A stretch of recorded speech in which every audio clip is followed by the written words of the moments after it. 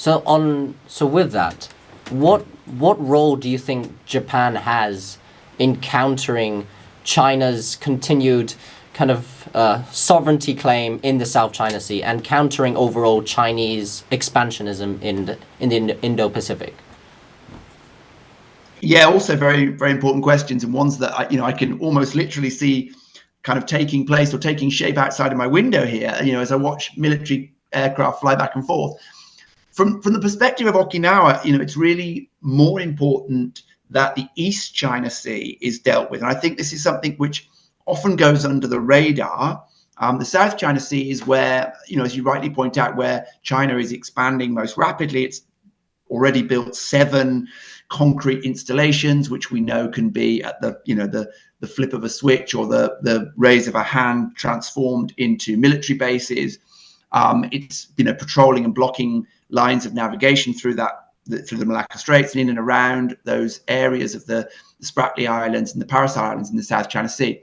But really all Japan can do in response to that is what it is doing, which is to mobilize its Coast Guard, which sits outside of the military budget, outside of the military restrictions, because it's officially part of the Japanese police.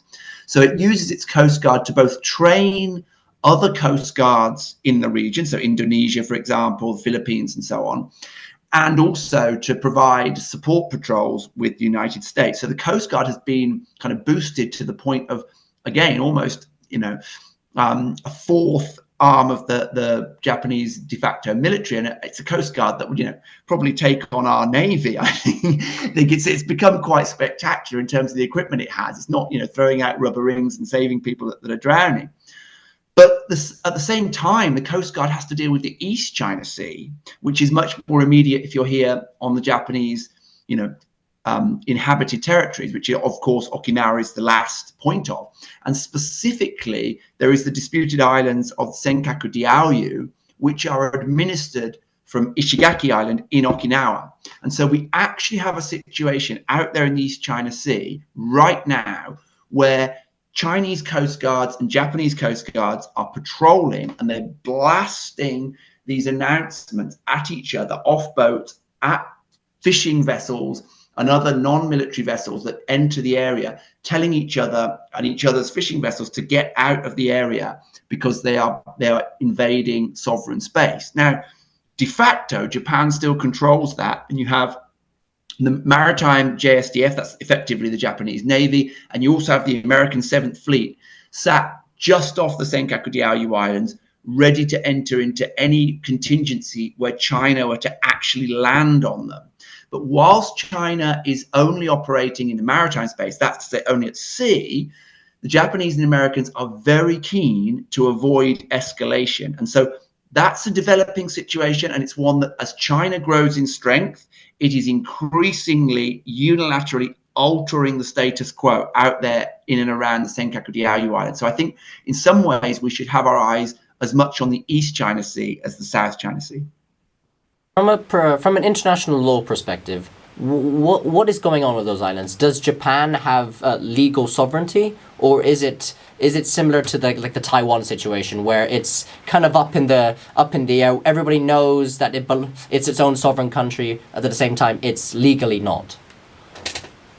Yeah, I think it's an interesting comparison. I would actually say that it's fundamentally different to the Taiwan situation in that the Senkaku Diaoyu Islands, so these were islands which perhaps, well, in fact, they were used as a navigational aid going back as far as Ming China. So this is really the roots of both Chinese and actually Taiwanese claims to the islands. The Chinese call them Tiaotai. But those claims are very tenuous and were only kind of exerted with any force when oil was discovered in and around the islands in the 1960s, whereas the Japanese claims to the islands date back to the Japanese victory in the First Sino-Japanese War and the Meiji Restoration in the Meiji, the Treaty of Shimonoseki, and the legalized formal annexation or incorporation of those islands into Japanese sovereign territory.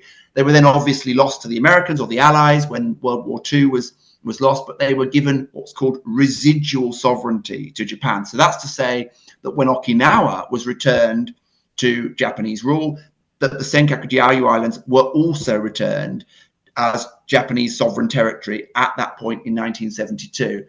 So legally speaking, there is really very little room for dispute under international law that these are Japanese sovereign territory. However, as we know, China does not, adhere to international law, and particularly doesn't adhere to international arbitration over territorial claims. So China is increasingly and vociferously pushing forward its claims over Senkaku-Diaoyu Island, and it's backing it up increasingly with this very physical Coast Guard presence. And to give you one quick example of how that's actually altering out there, the Chinese have adapted or kind of converted some of their former Navy vessels into Coast Guard ships. So simply put, they've written Coast Guard on the side of a Navy ship, right?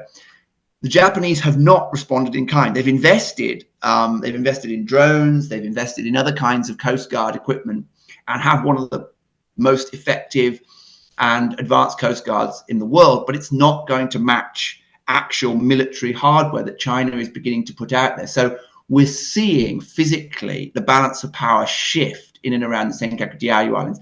And the big question is going to be, what, if anything, do the American and Japanese state authorities, and beyond that, the US Navy and or the Maritime Self-Defense Force, do about this in the mid to long term? At the moment, it suits both sides to maintain their own claims and to avoid actual escalation. But there comes a point where China's tilting of the balance of power will become so lopsided that it will be very difficult for Japan to maintain that de facto sovereignty.